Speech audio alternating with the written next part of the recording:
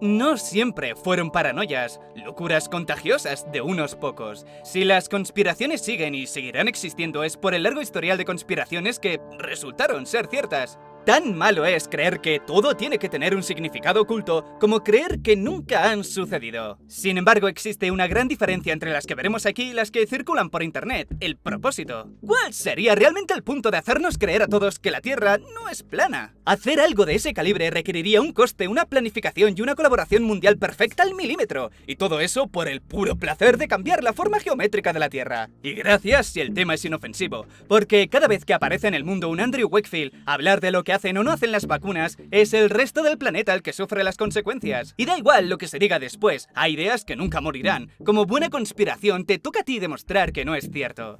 En la actualidad, según Statista, el 22% aún sigue creyendo que el aterrizaje en la Luna fue falso, más otro porcentaje que no está seguro. El 24% cree en la teoría de varios tiradores en el asesinato de Kennedy, el 10% que hay aliens en el Área 51, otro 10% cree que los Illuminati gobiernan el mundo desde las sombras y el 13% que no hay cambio climático. No parecen porcentajes altos, pero el 10% en Estados Unidos, con una población de 330 millones, nos da 33 millones de personas que creen que nos esconden alienígenas. O 75 millones creen que el viaje a la Luna fue grabado en un estudio. Nunca viene mal algo de escepticismo, pero que este no se enfoque únicamente en las versiones oficiales, porque si solo se desconfía de un lado y no del otro, no se deja de ser un iluso. Como digo, aquí veremos aquellos casos de conspiración que de alguna u otra forma se confirmaron. Proyecto Minaret. Antes de que se hiciera público gracias a la Ley de Libertad de Información y por lo tanto se confirmara, se sospechaba que el FBI vigilaba a personas famosas, sin más motivo que sus posibles conexiones con grupos considerados peligrosos. ¿Pero por qué? Porque eran influyentes. Siguiéndolos de cerca, podrían parar lo que considerasen una amenaza. Una frase un poco más optimista de lo normal hacia el comunismo por parte de Chaplin o Albert Einstein, y estarían organizando su arresto en pos de la seguridad nacional. No importaba a qué se dedicaran. Actores, deportistas, cantantes, todos se investigaron bajo el nombre de Proyecto Minaret. En todos los años que estuvo activo, incluyeron y vigilaron a más de 7.000 personas utilizando técnicas que más tarde se consideraron ilegales, como por ejemplo escuchas telefónicas e interceptar el correo. Cosa que hicieron con Einstein. El requisito para incluir a alguien en la lista aumentaba con el paso del tiempo y el cambio de presidentes, que vieron en el proyecto una forma ya no de seguridad, sino de control. Por eso pasaron a vigilar a protestantes contra la guerra de Vietnam, líderes de los derechos civiles, periodistas. Como se hacía al margen de la ley, la NSA no quería que su nombre apareciese en las investigaciones junto con la CIA y el FBI, lo que significó muchos archivos convenientemente perdidos, destruidos o manipulados, así que los 7.000 vigilados que he dicho antes es un número ficticio. De todos modos, no sirvió de mucho porque más tarde el que era el director de la NSA, Lew Allen, confesó su participación, así que entre esas personas, uno de los más vigilados fue Martin Luther King. Luego tienes a todos los que se oponían a la guerra de Vietnam: John Lennon, Jane Fonda, Mohamed Ali, y a él además por sus conexiones con el Islam. También están los que tenían conexiones con partidos comunistas como Charles Chaplin, Orson Welles, Groucho Marx o Albert Einstein, del que creían que era un agente de inteligencia extranjera. Y lo anterior, el proyecto Minaret, es solo la punta del iceberg. Durante, y sobre todo al final de la Segunda Guerra Mundial, a Estados Unidos le entró el miedo lógico de posibles contraataques. Por esa razón crearon el primer proyecto de vigilancia masiva, Shamrock. Por aquella época, y dada la limitación tecnológica, se centraron únicamente en interceptar todos los telegramas y todas las llamadas entrantes y salientes de Estados Unidos. Como eran tiempos de la Guerra Fría y el miedo aún estaba presente, las compañías de telecomunicaciones colaboraron abiertamente, proporcionando toda la información que quisieran, solo tenían que pedirla. Aunque de nuevo Lew Allen, el exdirector de la NSA, lo hiciera público, los programas de vigilancia nunca se fueron, tan solo mutaron. En la era de los SMS, crearon Dishfire, pudiendo recopilar diariamente millones y millones de mensajes de texto de todo el mundo. Todo lo que se podía extraer de un mensaje, Dishfire lo hacía. ¿Y para qué? Previsión. Si tienen almacenados los datos y mensajes del que en un futuro pueda ser un objetivo, será más fácil perseguirle, arrestarle e incriminarle. Con los SMS se puede saber la ubicación, claro, todos los pagos realizados si se vincula la tarjeta, saber si has cruzado una frontera, ya que os habréis dado cuenta de que cuando lo haces te llega un mensaje por si quieres contratar datos o algo así. Y por supuesto el contenido del mensaje, diariamente unos 200 millones. Pero dijeron, ¿por qué parar aquí? Vamos a hacer lo mismo pero con las llamadas. Y así nació Mystic. Esencialmente lo mismo pero enfocado en las llamadas. Recuerdo, no limitado solo a Estados Unidos. Os miro a vosotros, México. Han estado años recopilando información de vuestras llamadas y más tarde las llamadas en sí. Y no porque les guste escuchar el acento mexicano, que es gracioso, sino por la preocupación de siempre, el contrabando. Aclaro que no escuchaban todas esas conversaciones, sería imposible, no te da el tiempo ni el personal. Como todo se recopilaba en una base de datos, lo que es sinónimo de información, e información es poder. Y es que con la cantidad suficiente de metadatos, no hace falta escuchar el contenido del mensaje para saber qué hace esa persona. Y aún te da más información, sus hábitos, sus rutinas, sus gustos. El algoritmo adecuado es totalmente capaz de detectar actividades sospechosas, y repito, sin que sea necesario escuchar ni leer un solo mensaje, teniendo además la grandísima ventaja de ser completamente legal, no necesitar trámites legales y proporcionar más información. Además, metadatos es algo que no puedes evitar crear constantemente si estás conectado. Quizá un experto en informática sería capaz de esquivar muchos de ellos, pero desde luego no todos en todo momento. Tendrías que volverte paranoico e irte a la montaña y renunciar a toda tecnología para poder escapar. Para que se entienda mejor, ya que puede resultar confuso como solo los metadatos pueden dar información de lo que haces, usaré el mismo ejemplo que usó Edward durante una entrevista. Si llevas el móvil encima, pueden saber por geolocalización que fuiste a desayunar a un Starbucks. Después, fuiste a una clínica especializada en oncología y estuviste varias horas. Después, llamaste a tu madre y estuviste 1 hora hablando. Nadie ha oído ni una palabra, pero aún así ya se empieza a esbozar una imagen borrosa, y tan solo con apenas 2 o 3 metadatos. Lo que puedes llegar a saber con miles de ellos es una locura. Es la mayor vigilancia que podrían haber creado, y además de ser completamente legal, no a muchos les importa, porque no se percibe una intrusión directa en tu vida. Si piensas que se parece a lo que hacen algunas aplicaciones o redes sociales, es que es lo mismo, crear una base de datos de usuarios. Lo que cambia es la finalidad, usar esa información para que pierdas más tiempo en TikTok, o usarlo para saber qué hiciste, qué haces, y créeme que con la cantidad suficiente, incluso saber qué harás. Volvamos al proyecto Shamrock. Con Shamrock se dieron cuenta del control que podían tener y lo dividieron en dos. El proyecto Minaret que hemos visto antes, centrado a nivel nacional, y Ekelon, o también llamado Los Cinco Ojos, que se creó en colaboración con Canadá, Australia, Nueva Zelanda y el Reino Unido. La alianza de Los Cinco Ojos sigue existiendo con el necesario propósito de defenderse, pero ello no significa que no lo hayan aprovechado para vigilar, digamos, a personas de interés. Esto es muy gracioso. Cada uno de los países que forman los Cinco Ojos tienen leyes que supuestamente limitan esa vigilancia en su propio país, pero los demás aliados no tienen que acatarla. Gracias a ese vacío pueden, y se sabe que lo han hecho, hacerse el favor de vigilarse mutuamente y luego compartir la información, que no es ilegal. A aquello se le llamó Piedra Fantasma. Con ello pueden literalmente vigilar a cualquier persona dentro de la alianza sin ningún requisito legal, y si desde un principio eso era posible, después del ataque a las Torres Gemelas lo fue mucho más.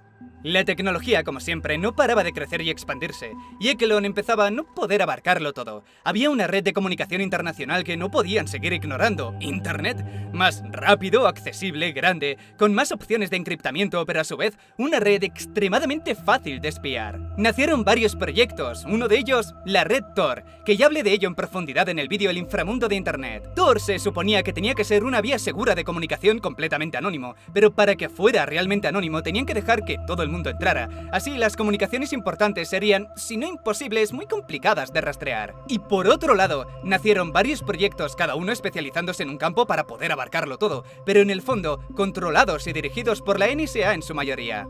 Proyecto Carnívoro. Carnívoro era de los primeros de la era moderna, pero aún con muchas limitaciones, muy centrado en ver los correos electrónicos. Además, su alcance era sobre un objetivo. Si bien el sistema tenía capacidad para saber todo lo que hacía una persona en Internet, primero tenías que ser un objetivo, ser sospechoso de algo. Aún no sabían cómo aprovechar y recopilar todos los datos que veían, pero pronto comprendieron cómo podían mejorarlo, con el proyecto Prisma. Prisma engloba todo Internet. Este es el famoso proyecto del que nació la broma de que según qué cosas buscabas en Google te tenían fichado. Y no era broma. Ellos pueden ir a Google y pedirle que les den todos los datos relacionados con ciertas búsquedas. Por ejemplo, una clásica, cómo fabricar una bomba. Pero su alcance no es tan limitado, de hecho es todo lo contrario. Siendo Internet el principal medio de comunicación hoy en día, Prisma tiene muchísimo alcance y poder. Da igual dónde te encuentres, si estás conectado a Internet, Prisma puede encontrarte y vigilar todo lo que haces. Y más le vale que lo haga, porque ese proyecto cuesta 20 millones anualmente. ¿Qué tienen que decir las principales empresas como Google, Facebook, Hotmail, Microsoft? Que siempre que se haga por la vía legal, ellos no pueden oponerse a facilitar datos. Ahora, ¿esto te afecta en algo?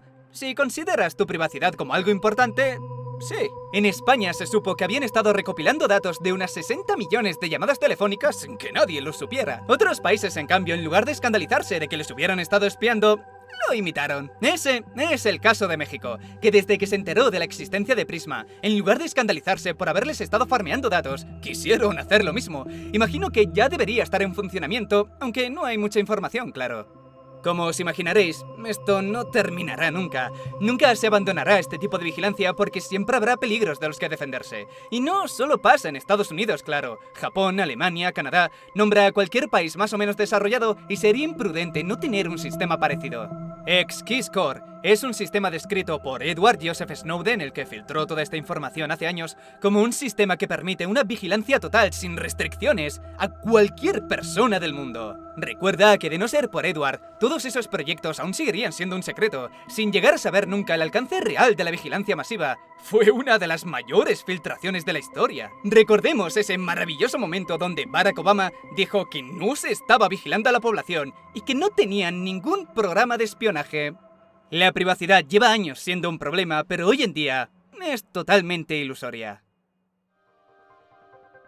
Con vigilarte no es suficiente. Además, quieren controlar la información que te llega. ¿Cómo no quieren que la gente se vuelva paranoica? Si se descubrió una vez que trataban de manipular la información, ¿cuántas son aquellas de las que no nos hemos enterado? No son pocas las organizaciones o empresas que han tratado de editar Wikipedia de manera anónima y sorprende más de lo que parece. Organizaciones como el FBI, la CIA, el Vaticano, el gobierno de Portugal, el Partido Republicano de Estados Unidos, Naciones Unidas, el gobierno canadiense, Amnistía Internacional, el Partido Conservador británico, y empresas como Disney, Coca-Cola, Apple, Microsoft, Pepsi, Nestlé, Sony, Walmart, Electronic Arts, Dell, el New York Times, desde que descubrieron que Wikipedia podía ser editada anónimamente, han intentado interferir, eliminar, cambiar, arreglar o suavizar, llámalo como quieras, aspectos que considerasen negativos, o a veces como venganza, ahora veréis.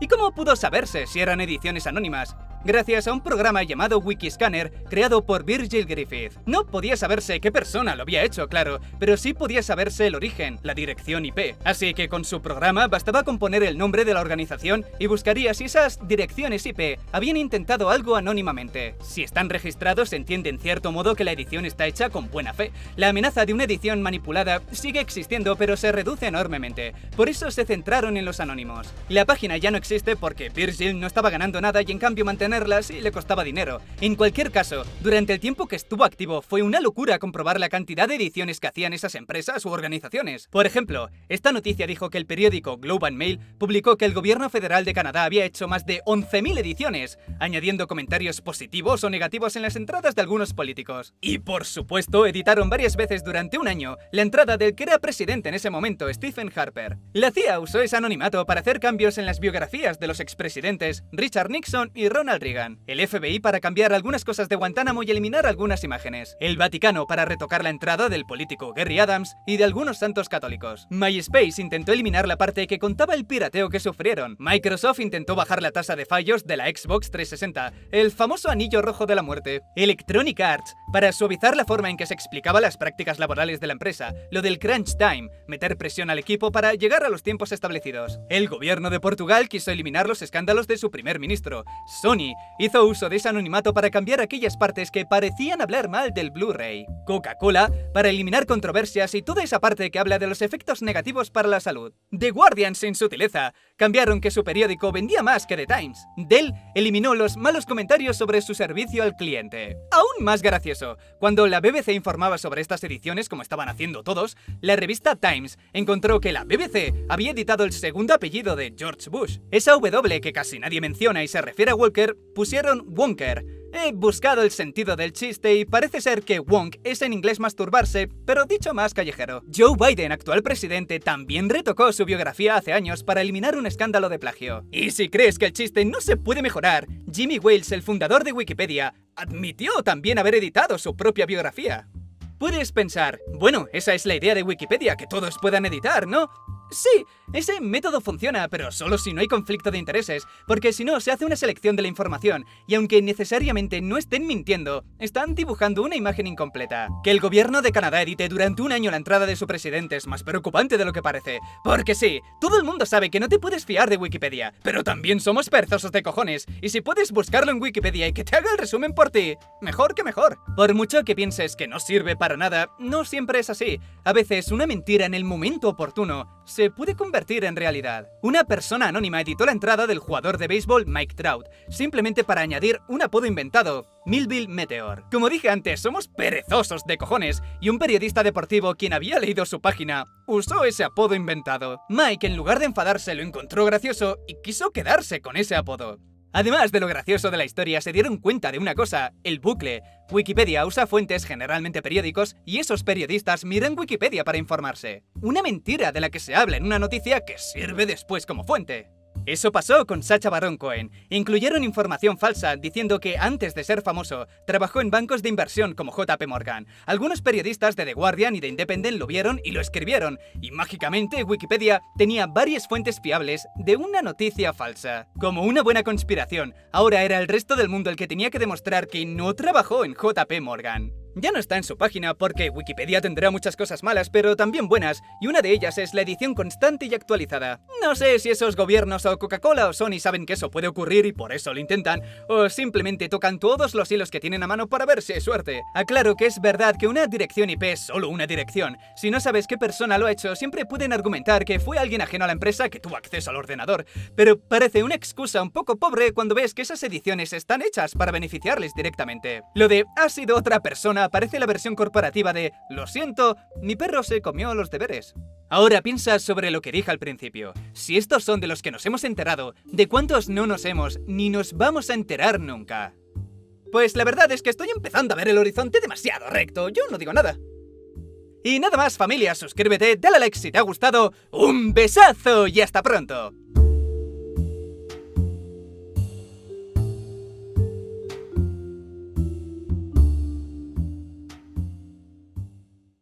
Por cierto, nadie se ha dado cuenta que estos vídeos que se llaman Iceberg, ¿sabes? Desentrañando el iceberg de no sé qué tema, en realidad son vídeos top. Recopilaciones, llámalo iceberg, llámalo top, llámalo como te salga de los cojones. Es un top, pero de tanto en ciertas épocas tenemos que encontrar ciertas palabras que agarren más, ¿sabes? Como Vines que me quitaron la depresión. Por alguna razón aquello se hizo muy famoso. Creo que ahora está lo del POV, es el Point of View, como se llame. Point of View, me toco los cojones en Minecraft. 5 millones de visitas. Y a mí, mientras tanto, porque soy un cabrón, me ponen para más 18 las historias de terror. ¡Historias de terror! Por favor, en serio, narro tan terroríficamente bien que lo tienen que poner para mayores de 18. Coño, que son fantasmas, que son creepypastas, tío. Pues nada, nada de terror, ¿vale, chicos?